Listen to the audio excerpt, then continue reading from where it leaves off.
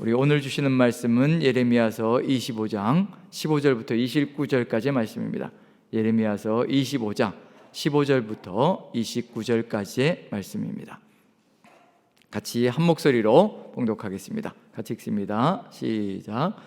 이스라엘의 하나님 여호와께서 이같이 내게 이르시되 너는 내 손에서 이 진노의 술잔을 받아 가지고 내가 너를 보내는 바 그 모든 나라 하여금 마시게 하라. 그들이 마시고 비틀거리며 미친 듯이 행동하리니 이는 내가 그들 중에 칼을 보냈기 때문이니라 하시기로, 내가 여호와의 손에서 그 잔을 받아서 여호와께서 나를 보내신 바 그 모든 나라로 마시게 하되 예루살렘과 유다 성읍들과 그 왕들과 그 고관들로 마시게 하였더니 그들이 멸망과 놀램과 비웃음과 저주를 당함이 오늘과 같으니라.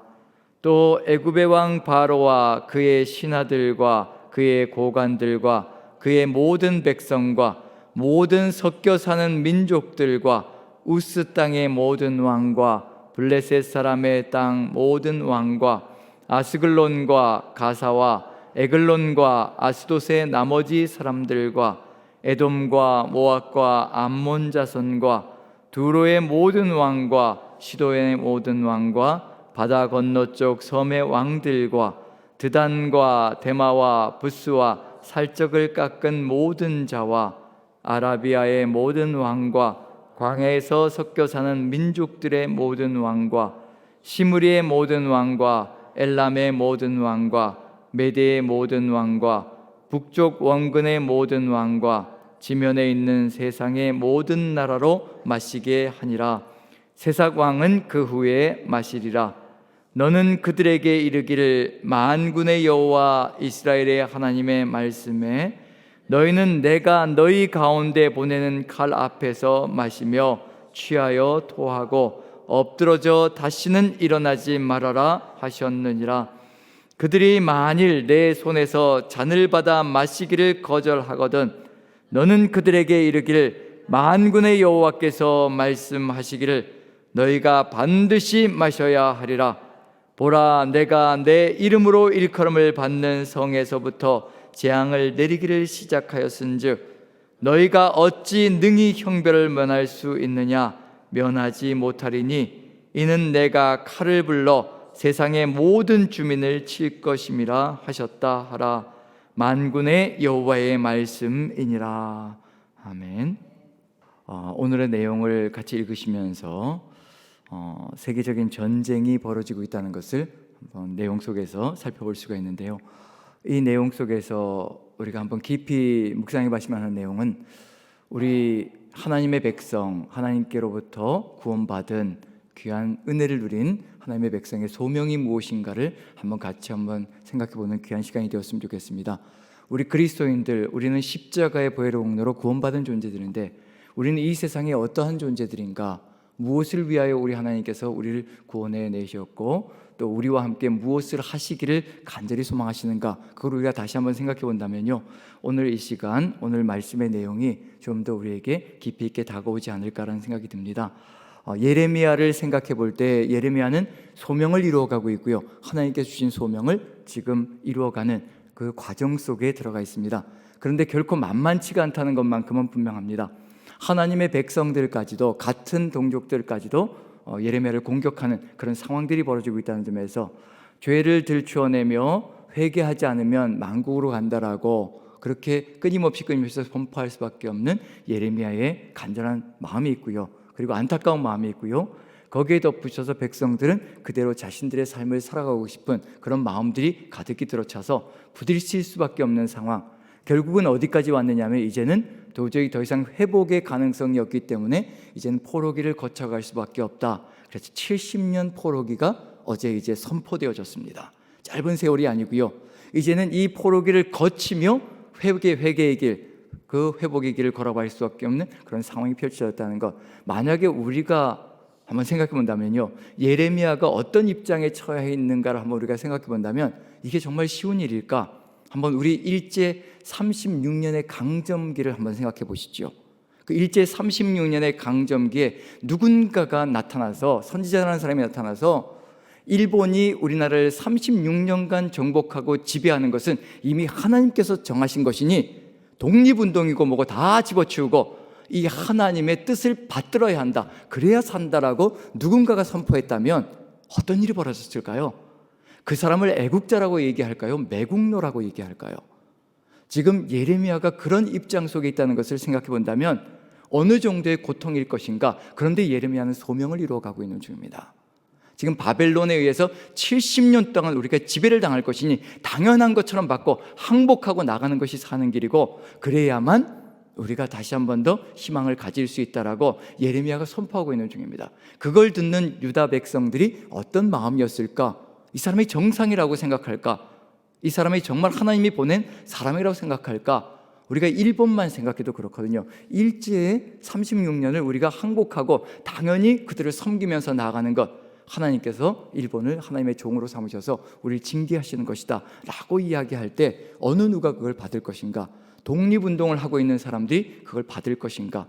왜냐하면 유다 땅에도 독립운동을 벌이는 사람들이 꽤 있었다는 것을 생각해 본다면요, 이 시대에도, 예레미야 시대에도 하나님의 뜻을 분별하는 것이 그 정도로 어려웠다면 우리 시대에도 정말로 하나님의 뜻을 온전히 분별하며 나아가는 것은 결코 쉽지 않았을 것이라는 것을 분명히 생각해 볼 수 있을 것 같습니다. 그런 점에서 예레미야와 같이 우리가 하나님의 소명을 받들어 나아가는 것이 얼마나 어려운 것인지 이 시대에도 다시 한번 생각해 보면서 나갔으면 하는 생각이 있습니다. 자, 이제 전쟁이 벌어지고 있는데요, 전쟁의 참상이 벌어지고 있습니다.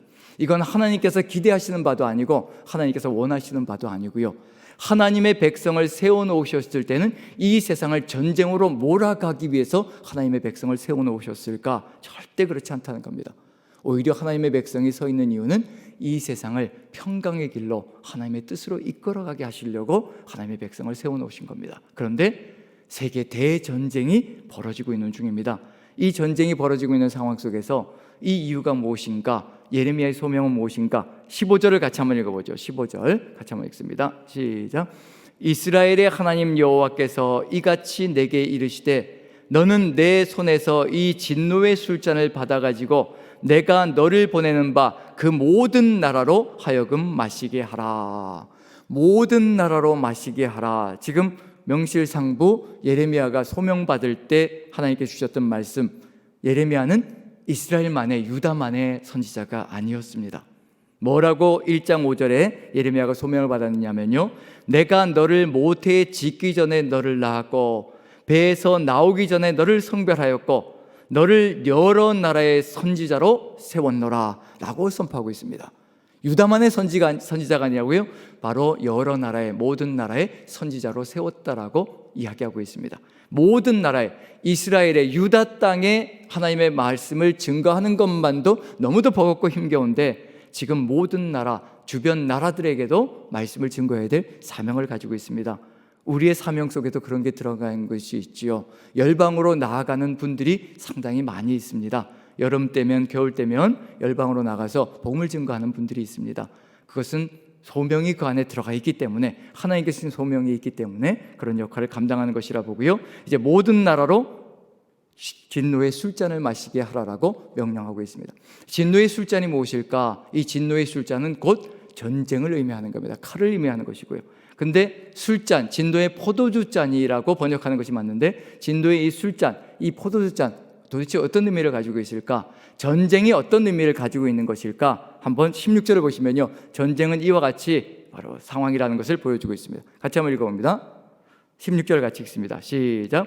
그들이 마시고 비틀거리며 미친 듯이 행동하리니 이는 내가 그들 중에 칼을 보냈기 때문이니라 하시기로. 자, 진노의 술잔이라는 것이 도대체 무엇일까? 그것이 뭐냐면 마시고 비틀거리며 미친 듯이 행동한다. 이게 바로 무엇이라고 얘기하고 있는 중이냐면 전쟁의 참상이라는 것을 얘기하고 있는 중입니다. 술 취한 것과 같이 정신없이 이루어져 가고 있는 것, 정신을 가지고는 절대 할 수 없는 것, 사람을 죽이는 일이 어떻게 맨정신에 가능할 수가 있겠습니까? 술 취한 것 같이 비틀거리고 미친 듯이 행동하는 것, 이것이 바로 전쟁의 참상이라는 것을 이야기하고 있는 중입니다. 이런 일이 지금 온 세상에 벌어질 것이라는 걸 얘기하고 있다는 점에서 지금 벌어지고 있는 전쟁들을 살펴볼 때도 이게 정말 사람이 저지를 일인가? 지금 러시아와 우크라이나가 전쟁을 벌이고 있는 중인데 그 상황이 얼마나 처참한지 그건 우리가 뉴스를 통해서도 알고 있을 겁니다. 지금 어제 뉴스를 제가 보면서 느끼는 게 현재 우크라이나에 팔다리를 잃어서 수족을 절단할 수밖에 없는 사람이 5만 명 정도 된다라고 얘기합니다. 이 전쟁을 통해서요.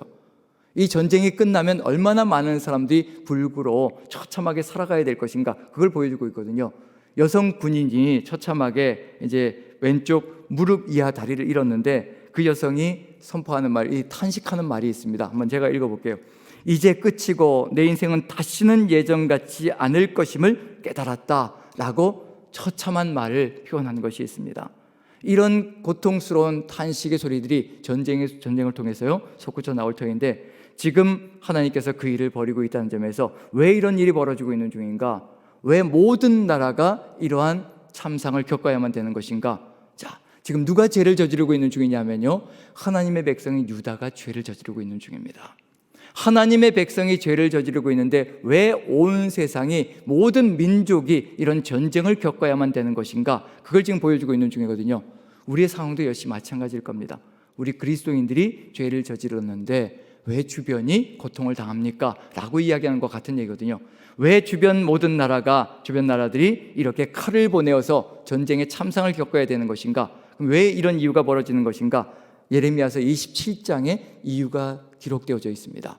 왜 모든 나라가 같이 어우러져서 전쟁의 참상을 겪어야 되는 것인지 27장, 아마 여러분들 교재는 없을 텐데요, 왜냐하면 25장까지 되어 있기 때문에 27장 2절부터 제가 한번 읽어보겠습니다. 그럼 어떤 의미가 들어가 있는지 한번 들으시면서 이해가 될 것이라고 생각되어집니다. 주변 나라들과 어떤 연관관계가 있는 것인지 제가 한번 천천히 읽어봅니다.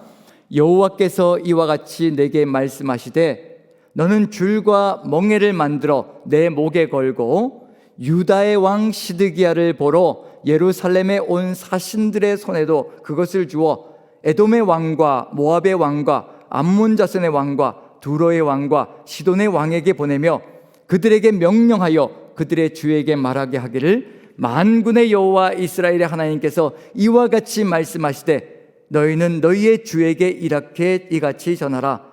이제 내가 이 모든 땅을 내 종 바벨론의 왕 느부갓네살의 손에 주고 또 들짐승들을 그에게 주어서 섬기게 하였나니 여호와의 말씀이니라. 바벨론의 왕 느부갓네살을 섬기지 아니하며 그 목으로 바벨론의 왕의 멍에를 매지 아니하는 백성과 나라는 내가 그들이 멸망하기까지 칼과 기근과 전염병으로 그 민족을 벌하리라.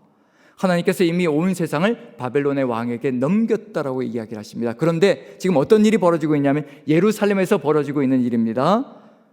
유다 왕 시드기야를 보러 예루살렘에 온 사신들의 손에도 그것을 주어 에돔의 왕과 모압의 왕과 암몬 자손의 왕과 두로의 왕과 시돈의 왕에게 보내며, 지금 누가 예루살렘에 모여 있다는 얘기하면요, 주변에 왕들이 보낸 사절단들이, 사신들이 지금 예루살렘에 다 모여 있습니다.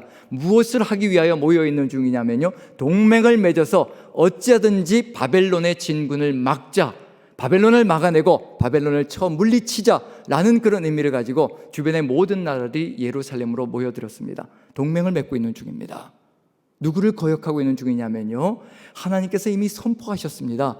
바벨론의 70년의 포로기를 선포하셨습니다. 그런데 유다가 누구에 의지하려고 하고 있는 중이냐면요, 주변 나라들에 의지하려고 하고 있는 중입니다. 지금 우리의 삶 속에서도 돌아봐야 될 게, 우리는 조금만 여유가 되시고 조금만 틈만 생기면 우리에게 주어진 아주 작은 것들에 의지하여서 살아가려고 하는 그런 생각들을 가질 때가 참 많습니다. 하나님이 아니라 다른 것에 의지하여 살아가려고 할 때 조금만 틈만 주면 그런 생각을 가질 때가 참 많습니다. 지금 하나님께서 분명히 죄악에 대한 심판을 내리셨고 이 심판이 끝나야 회복의 길에 간다라고 분명히 말씀해 주셨는데도 불구하고 어쩌든지 스스로 살아가려고, 그 고통스러운 상황들을 받지 않으려고, 그리고 인간적인 계획을 세워서 주변 왕들과 주변 나라들에 의지하여서 살아가려고 하는 그런 일들이 벌어지고 있는 중입니다. 우리의 삶 속에서도 역시 마찬가지로 하나님 위에 의지하려고 하는 수많은 것들이 있습니다. 하나님께서 모든 나라들을 다 쳐내시는 이유는 뭐냐면요, 단 한 가지도, 실오라기 하나라도 의지할 수 있는 것이 우리에게 남아나지 않아야 하나님의 뜻을 받들어서 그 하나님의 뜻과 더불어 살아가는 존재가 된다는 걸 아시기 때문에 주변 나라들을 다 하나님께서 쳐내시는 겁니다. 우리 때문에 주변이 무너질 수 있다는 것, 우리가 의지하는 것을 하나님께서 쳐내시기 위하여 우리 주변의 것들을 정리하실 수 있다는 것, 우리가 하나님만을 바라보며 하나님만의 뜻만을 의지하고 신뢰하며 걸어갈 때 하나님께서 우리의 주변까지도 든든하게 세워가실 것인데 그리하지 않는다는 것, 이것이 얼마나 안타까운 것인지. 이 전쟁의 참화 속에서요, 가장 먼저 징계를 받는 존재가 누구여야 될 것인가? 바로 여기부터 시작합니다. 이게 안타까운 이야기입니다. 자, 17, 18절 같이 한번 읽어보죠. 17, 18절. 그 전쟁의 참상, 칼이 어디로 가장 먼저 들어오는지 같이 한번 읽어봅니다. 시작. 내가 여호와의 손에서 그 잔을 받아서 여호와께서 나를 보내신 바 그 모든 나라로 마시게 하되 예루살렘과 유다 성읍들과 그 왕들과 그 고관들로 마시게 하였더니 그들이 멸망과 놀램과 비웃음과 저주를 당함이 오늘과 같으니라. 자, 이것을 선포하는 예레미야의 마음도 어떠할 것인가? 소명자의 마음도 어떠할 것인가? 이 칼을 보내는 하나님의 심령은 어떠할 것인가? 가장 먼저 누구부터 칼을 보내시냐면요, 바로 하나님의 백성, 유다 백성들에게 가장 먼저 칼을 보내시는 겁니다. 우리에게 먼저 칼을 보내신다는 얘기거든요. 교회부터 먼저 심판이 벌어지기 시작할 겁니다. 이스라엘 땅 예루살렘 성전부터 시작해서 하나님께서 심판의 칼날을 들이대셨다는 것은 하나님의 백성, 율법을 받은 백성, 하나님의 뜻을 받던 백성, 그 백성이 가장 먼저 심판을 받는다는 것을 보여주고 있는 중입니다. 자, 그런데 하나님의 백성이 세상을 향하여 한번 생각해 보시죠. 멸망과 놀램과 비웃음과 저주거리가 되어야 될 것인가? 그것을 위해서 하나님께서 하나님의 백성을 선택하시고 구원의 길로 이끄셨던가? 절대 그렇지 않습니다. 하나님께서 이스라엘 민족을 선택하신 것, 우리를 선택하신 것은 세상을 향한 축복의 통로로 삼으시기 위하여 우리를 선택하신 겁니다. 아브라함을 갈대아 우르 땅에서 불러내실 때, 아브라함을 불러내실 때 내가 너로 큰 민족을 이루고 이 땅을 너에게 주고 내 이름을 창대케 하고 너는 복이 될 것이고 너를 통하여서 세상 모든 민족이 복을 누릴 것이라. 이것이 하나님께서 아브라함을 부르셨고 이스라엘을 불러내신 목적이십니다. 우리를 불러낸 목적이 무엇일까요? 세상 모든 민족에게 축복의 통로, 구원의 통로, 하나님의 뜻을 전하는 통로로 우리를 불러내신 겁니다. 그런데 지금 하나님의 백성이 전쟁의 통로가 되고 있는 중입니다. 칼의 통로가 되고 있는 중입니다. 이것을 위해서 부르신 것이 절대 아니거든요. 이것을 증거해야 되는 예레미야의 심령도 고통스럽겠지만 이것을 전하게 할 수밖에 없는 하나님의 마음, 아버지의 마음은 얼마나 고통스러울 것인가. 자식들이 칼의 통로가 되어서 세상을 죽이는 통로가 된다는 것이, 이것이 얼마나 안타까운 일일까. 그것을 생각해 본다면요, 우리가 지금 이 땅에 서 있는 그 이유가 무엇인가도 다시 한번 생각해 볼 수 있지 않을까 하는 생각이 듭니다. 주변 모든 나라들에 칼을 보내는 통로가 된다. 이것처럼 처참하고 고통스러운 일이 어디 있을 것인가. 하나님께서 소망하시는 꿈이 있거든요. 우리를 부르셨고 이스라엘을 부르신 그 소망이 있습니다. 정말 그 소망이 축복의 통로가 어떤 것인가, 이 축복의 통로가 되면 어떤 일이 벌어질 것인가, 예언자들을 통해서 끊임없이 얘기해 주시는 겁니다. 이사야 선지자를 통해서요, 하나님께서 이스라엘 민족을 통해서 원하셨던 꿈이 있습니다. 그게 다 구겨지고 무너지면서 지금 이런 참상이 벌어지고 있는 중입니다. 이사야서 2장을 제가 한번 읽어보겠습니다. 하나님의 꿈이 무엇인지, 그것만 이루어진다면, 하나님의 백성을 통해서, 우리를 통해서 그것만 이루어진다면 세상은 달라질 거란 얘기거든요. 이런 일은 절대 벌어지지 않을 겁니다. 이사야서 2장 2절부터 제가 한번 읽어보겠습니다. 2절을 제가 읽습니다. 말일에 여호와의 전의 산이 모든 산 꼭대기에 굳게 설 것이요 모든 작은 산 위에 뛰어나리니 만방이 그리로 모여들 것이라. 예루살렘 산이 세상 모든 산 위에 우뚝 설 것이고 그 산 위의 꼭대기에 예루살렘 성전, 하나님의 집이 있거든요. 하나님이 거하시는 장소가 있습니다. 그곳으로 만방이 모여든다라고 되어 있습니다. 몰려든다라고 되어 있습니다. 여기서 만방이 그리로 모여들 것이라, 모여들 것이라는 단어가 흘러 들어올 것이라 나하르라는 단어인데요, 나하르는 강이라는 뜻도 되고 강물이 흘러온다는 뜻이 됩니다. 자, 물은 높은 곳에서 낮은 곳으로 흐를까요? 낮은 곳에서 높은 곳으로 흐를까요? 낮은 곳에서 높은 곳으로가 아니라 높은 곳에서 낮은 곳으로 흘러가는 것이 물의 특징입니다. 그런데 예루살렘 성전이 있는 예루살렘 산이 가장 높은 산이 될 것이고 거기로 만방이 흘러 들어올 것이라고, 흘러 올라올 것이라고 얘기합니다. 그 정도로 하나님의 성전은, 하나님이 계시는 곳은요, 세상을 빨아들이는 흡입력을 가지고 있다는 겁니다. 하나님의 교회로 세상 모든 민족이 모여들게 만드시는 것이 하나님의 뜻이라고 얘기하고 있는 중입니다. 그냥 모여서 세상 모든 곳에, 가장 높은 곳에 우뚝 서서 빛을 비추고 소금이 되어야 되는 하나님의 교회들이 세상 모든 민족을 끌어들이고 빨아들이는 장소가 되는 것, 어떻게 그것이 가능할 것인가? 어떻게 그렇게 물이 낮은 곳에서 높은 곳으로 올라가듯이 세상 모든 민족이 이렇게 흘러 들어올 수가 있을 것인가? 그게 그 다음에 이렇게 살아가면 된다라고 얘기를 합니다. 3절을 제가 한번 읽어봅니다. 많은 백성이 가며 이르기를 오라 우리가 여호와의 산에 오르며 야곱의 하나님의 전에 이르자 그가 그의 길을 우리에게 가르치실 것이라 우리가 그 길로 행하리라 하리니 이는 율법이 시온에서부터 나올 것이요 여호와의 말씀이 예루살렘에서부터 나올 것임이니라. 우리가 살아갈 길도 모르고 세상 속에서 어떻게 걸어가야 될지도 모르는데 하나님의 백성 이스라엘을 통해서 하나님께서 율법을 주셨고 말씀을 주셔서 우리가 마땅히 살아가야 될 길을 우리에게 제공해 주셨다. 거기로 가야만 살 길이 있고 거기로 가야만 진리가 있고 거기로 가야만 우리가 이 세상에서 어찌 살아가야 될 것인가, 그 길을 제공해 주는 그 삶이 있다라고 세상이 보고 믿고 따르며 그것으로 흘러 들어온다는 겁니다. 하나님의 백성이 가진 유일한 것이 있습니다. 세상 그 어느 누구도 가지지 못한 것, 세상 그 어느 누구에게도 주지 않은 것이 있습니다. 하나님의 백성에게 준 것이 있습니다. 세상 속에도요, 죽은 자가 일어나는 사건도 있고 기적 사건도 있고요, 그리고 불치병을 앓는 자가 고침을 받는 치유의 사건도 세상 다른 종교에도 들어가 있고요, 세상 다른 민족에게도 들어가 있습니다. 하지만 오직 하나님의 백성에게만 있는 것, 하나님의 말씀입니다. 어느 누구에게도 주신 바가 없습니다. 어느 누구에게도 우리에게 주신 이 성경 66권에 이 말씀이 없다는 겁니다. 우리만이 가지고 있습니다. 하나님의 백성만이 말씀을 가지고 있습니다. 하나님의 백성이 그 말씀을 살아가지 않는다면요, 그 말씀을 집어던진다면요, 어느 누구도 말씀을 볼 수가 없습니다. 하나님께서는 그 말씀을 가지고 세상을 빨아들이는 존재가 되는 것, 세상이 흘러들어오게 만드는 존재가 되는 것, 그것이 바로 이스라엘의 소명이었고 바로 우리 그리스도인들의 소명이라는 것을 알려주고 있는 중입니다. 우리가 열방에 나가서 세상 사람들이 하나님을 볼 수 있도록, 하나님의 말씀을 느낄 수 있도록 이루어가는 것, 그것이 우리에게 주어진 강력한 소명이라는 것. 그러할 때 어떤 일이 벌어질 것인가? 바로 그 다음 절에 4절에 나와 있습니다. 이와 같은 상황이 벌어질 것이라는 것, 이게 하나님의 뜻 속에, 꿈 속에 들어가 있습니다.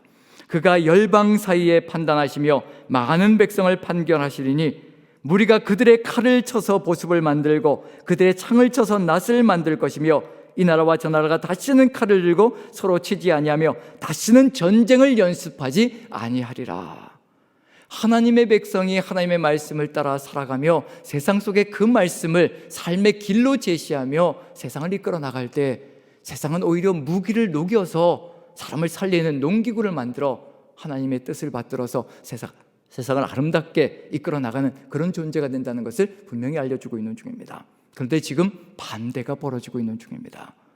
전쟁 무기를 녹여서 농기구를 만들어 세상을 아름답게 먹고 살 수 있는 세상을 만들어가는 것이 아니라 오히려 농기구를 녹여서 무기를 만드는 세상이, 칼을 만드는 세상이 이루어지고 있다는 것. 하나님의 백성이 제 역할을 못할 때 바로 이와 같이 온 세상이 전쟁통이 된다는 것을 이야기하고 있는 중입니다.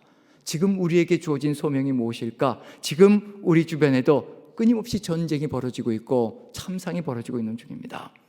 우리가 걸어가야 될 삶의 길이거든요. 우리가 걸어가야 될 삶의 길, 이것을 제대로 이뤄낼 때 전 세계의 그리스도인들이 정말 그리스도인답게 하나님의 말씀에 생명을 걸고 목숨을 걸고 살아갈 때 이 세상은 달라질 수 있다는 것, 이 세상은 하나님께서 다르게 만들어 가실 것이라는 것, 우리는 세상을 변화시킬 능력도 없고 그런 여지도 없고요, 힘도 없습니다. 하지만 우리는 끊임없이 할 수 있는 것이 있습니다. 바울과 그리고 아볼로가 했던 것, 바울은 심었고 아볼로는 물을 주었고 하나님은 자라게 하신다라고 분명히 말씀해 주시고 계십니다. 우리는 심는 겁니다. 하나님의 말씀을 끊임없이 심는 겁니다. 그리고 끊임없이 하나님의 말씀으로 물을 주는 겁니다. 이것이 우리가 해야 될 일들입니다. 하나님께서 자라게 하실 겁니다. 변화는 하나님께서 일으켜 가실 겁니다. 우리는 그저 지치고 상하는 그 모든 상황들 속에서도 하나님께 주시는 힘과 능력으로 끊임없이 심고 끊임없이 물을 주며 하나님께서 일으켜 가실 역사를 기대하며 나아가는 것, 그 삶이 이루어질 때 하나님께서 온 세상 속에서 하나님의 뜻을 자라게 하시고 하나님의 역사가 이루어지게 만드시며 변화의 역사를 일으켜 가실 것이라는 것, 그것을 우리가 마음에 새긴다면요, 우리가 지금 어떤 존재로 서 있어야 될 것인가, 세상에 전쟁을 일으키는 존재가 되어야 될 것인가, 세상을 축복의 통로로 말씀을 통하여서 세상을 하나님의 땅으로 바꿔가는 역사를 이루어가야 될 것인가, 지금 이 이야기가 예레미야서 속에 그대로 들어가 있습니다. 하나님의 마음은 우리가 끊임없이 아버지의 말씀을 따라서 살아감으로 우리를 통하여서 세상이 평화를 누리고 하나님의 뜻을 이루어가는 세상이 되기를 간절히 소망하신다는 것, 그래서 주변 나라들까지도 평화로 이루어가기를 간절히 소망하신다는 것, 그것을 우리가 마음에 새긴다면요, 그 다음부터 19절부터 26절까지 벌어지고 있는 이 세상이 겪는 참상들, 하나님의 백성이 제대로 살지 못해서 세상 모든 민족들이 칼을 받는 안타까운 역사가 펼쳐지고 있다는 것, 누구부터 시작하느냐면요, 애굽부터 시작하고 있습니다. 19절을 같이 한번 읽어보죠. 19절 같이 시작. 또 애굽의 왕 바로와 그의 신하들과 그의 고관들과 그의 모든 백성과, 왜 애굽부터 시작할까? 애굽은 최남단에 있는 백성이거든요. 그 다음부터 보면 동서남북으로 돌아가면서 이스라엘 주변 나라들을 하나님께서 칼로 치시는 내용이 들어가 있습니다. 근데 가장 먼저 선두에 있는 나라가 애굽입니다. 최남단에 있거든요. 가장 남쪽에 경계선이 되는 겁니다. 그런데 애굽부터 시작하고 있습니다. 왜 애굽부터 쳐내시는 걸까? 이스라엘 민족이요, 유다 백성이요, 조금만 어려워지고 하나님의 징계를 받고 싶지 않으면, 칼이 들어오면요, 애굽으로 피난을 가버렸습니다. 애굽은 그 당시에 바벨론과 맞먹을 수 있는 유일한 국가였습니다. 그래서 애굽이 우리 뒤에 있다, 애굽이 우리 뒤에서 보장이 되니까 우리 하나님의 뜻이고 뭐고 다 필요 없고 애굽을 의지해서 한번 바벨론에 대항해보자. 애굽이 원병을 보내주고 우리에게 구원군을 보내준다면 우린 충분히 승산이 있다. 절대로 예레미야를 통하여 주시는 말씀을 따라가는 것이 아니라 우리 애굽을 믿고 한번 전쟁을 치러보자. 그 삶을 살아가고 있는 것이 이스라엘 민족의 삶이거든요. 애굽부터 쳐내시겠다는 겁니다. 너희들이 의지하는 그 애굽부터 쳐내시겠다는 겁니다. 그리고 우리가 볼 때 극히 좋은 무화과와 극히 나쁜 무화과가 있었지요.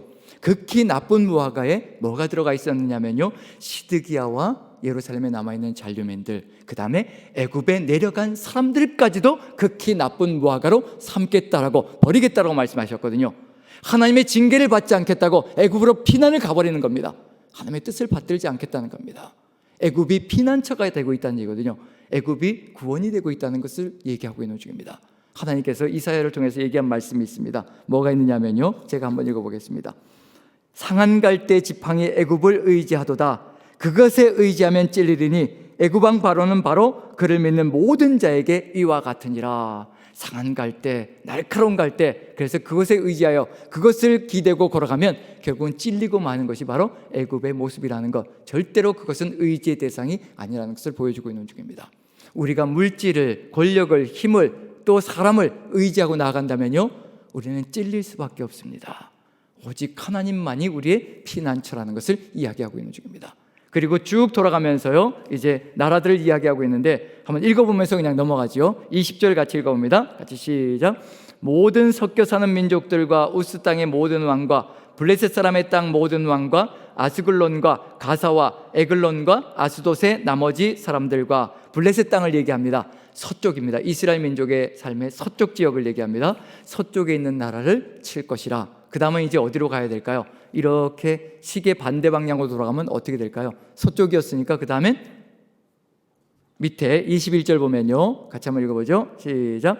에돔과 모압과 암몬 자손과, 에돔은 남쪽 지역에 있고요, 그 그 다음에 모압과 암몬은 동쪽 지역에 있습니다. 돌아가고 있는 중입니다. 서쪽부터 시작해서 그 다음에 22절 보시면요, 이제 남은 것은 북쪽 지역일 겁니다. 22절 같이 한번 읽어보죠. 시작. 두로의 모든 왕과 시돈의 모든 왕과 바다 건너쪽의 섬의 왕들과 북쪽 지역의 왕들입니다.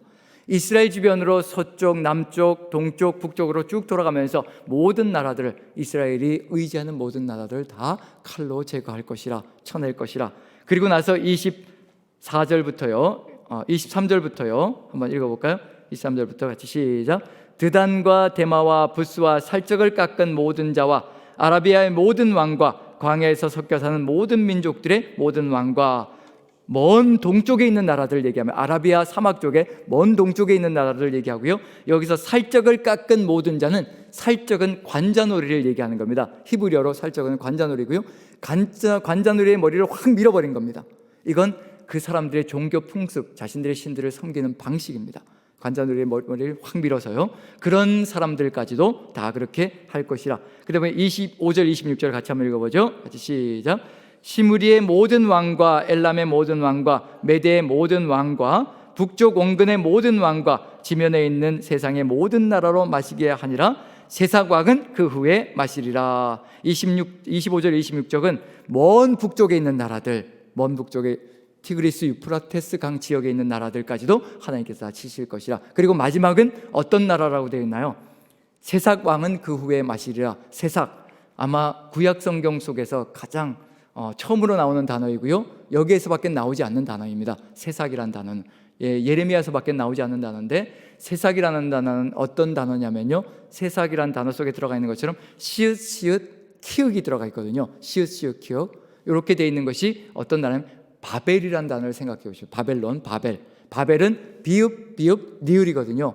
비읍 비읍 리을의 이 히브리 알파벳 순서에서요, 처음에 나와 있는 비읍 비읍 리을을 순서대로 이렇게 숫자를 세 가지고요, 몇 번째 나타난다, 그 숫자를 세워서 끝에서부터 이렇게 숫자를 세워서 나타날 때 그때 주어지는 단어가 알파벳으로 세삭이라는 단어입니다. 그럼 세삭이라는 단어는 어떤 단어와 같은 단어를 상징적으로 보여주냐면요, 바벨론을 의미하는 겁니다. 왜 바벨론이라는 단어를 쓰지 않고 세삭이라는 단어를 썼을까? 자, 바벨론의 포로로 잡혀가 있을 때 어떨까요? 바벨론이 망한다라고 얘기하면 어떻게 될까요? 바벨론 지역에서 일제강점기 때 일본이 망한다라고 얘기하면 어떻게 될까요? 공공연하게 망한다라고 얘기하고 다니는 겁니다. 그러면 어떻게 될까요? 잡혀가서 반란죄로 아마 죽임을 당할 겁니다. 역시 마찬가지로 바벨론이 점령하고 바벨론이 득세하고 있는 상황 속에서 독립을 일으키기 위해서 바벨론이 망한다라고 얘기한다면 아마 죽음의 길로 갈 겁니다. 그래서 암호처럼 사용했던 것이 세삭이라는 단어였을 겁니다. 세삭하면서 바벨론을 하나님께서 망하게 하신다, 그런 뜻으로 사용되어진 단어. 그래서 누구까지 망해야 끝나느냐면요, 세삭, 바벨론까지 칼을 받고 망해야 끝나는 겁니다. 자, 이렇게 되면 몇 년이 끝나는 것일까요? 이렇게 되면 70년이 끝나는 겁니다. 이 모든 징계가 끝나는 것이 바로 70년이 된다는 것을 의미하는 겁니다. 바벨론이 망하는 그 순간에요, 70년의 모든 포로기가 끝이 나고 결국은 모두가 칼이라는 징계를 받고 하나님의 심판을 다 통과할 때 이제 새로운 역사가 펼쳐진다는 것을 얘기하고 있는 중입니다. 우리에게 징계를 내리실 때요, 절망스럽고 고통스럽고 어렵기 시작하겠지만, 하지만 이것이 끝나는 그 순간에 새로운 역사, 새로운 피조물의 역사가 시작된다는 것. 그래서 하나님께 주신 것을 기쁨으로 달게 받을 때 하나님의 역사를 다시 한 번 더 기대하며 나아갈 수 있는 존재가 될 것이라는 것, 그것을 우리가 마음에 새긴다면 하나님의 뜻이 무엇인지도 느껴볼 수 있지 않을까 싶습니다. 마지막 부분을 한번 읽어보죠. 자, 이렇게 해서 받지 않으려고 한다면 어떤 일이 벌어질 것인가? 28절 29절 같이 한번 읽어봅니다. 시작. 그들이 만일 내 손에서 잔을 받아 마시기를 거절하거든 너는 그들에게 이르기를 만군의 여호와께서 말씀하시기를 너희가 반드시 마셔야 하리라. 보라, 내가 내 이름으로 일컬음을 받는 성에서부터 재앙을 내리기 시작하였은즉 너희가 어찌 능히 형벌을 면할 수 있느냐? 면하지 못하리니 이는 내가 칼을 불러 세상의 모든 주민을 칠 것임이라 하셨다 하라. 만군의 여호와의 말씀이니라. 내 백성부터 시작하였으니 어느 누구도 피하여 갈 수 없을 것이라. 하나님의 백성이 가지고 있는 책임이 무엇일까? 축복도 먼저 받지만 징계도 먼저 받는 같은 것을 우리가 마음에 새기고요, 우리가 그리스도인으로서의 책임을 어떻게 감당해야 될 것인가? 지금 우리가 가지고 있는 마음 자세는 어찌하든지 우리를 향해서는 기준과 잣대를 너무도 관대하게 대놓고요, 우리는 구원받았으니까 괜찮아, 우리는 하나님의 십자가 보혈의 공로로 이미 구원받은 존재이기 때문에 우리는 무슨 짓을 해도 괜찮아 라고 이야기한다면, 우리 자신을 향해서는 잣대를 이만큼 기준을 넓혀놓고 세상을 향해서는 잣대를 좁혀놓고 세상을 비판하며 비난해 나간다면 하나님의 백성이 걸어가야 될 길이 아니라는 것을 마음에 새기며, 우리에게는 가장 강력한 잣대를 들이대며 하나님의 말씀을 통하여서 가장 강력한 잣대를 들이대며 세상을 향해서는 관대하게 하나님의 뜻을 받들어서 포용하며 포며 나가는 우리가 되어진다면 세상도 희망을 가지며 걸어갈 수 있을 것을 마음에 새기면서요, 오늘 우리에게 주신 하나님의 말씀, 우리가 어떤 소명자인지, 우리는 세상에 칼을 전하는 칼의 통로가 아니라 하나님의 축복의 통로가 되고 구원의 통로가 되고 세상 모든 민족이 평화를 누릴 수 있는 길로 나아가게 만들어야 하는 축복의 통로가 되는 존재들이라는 것을 마음에 새기며, 하나님의 말씀을 마음에 새기고 그 말씀을 그대로 살아가며 하나님의 뜻을 이루어가는 저와 여러분들 되시기를 간절히 축원드립니다.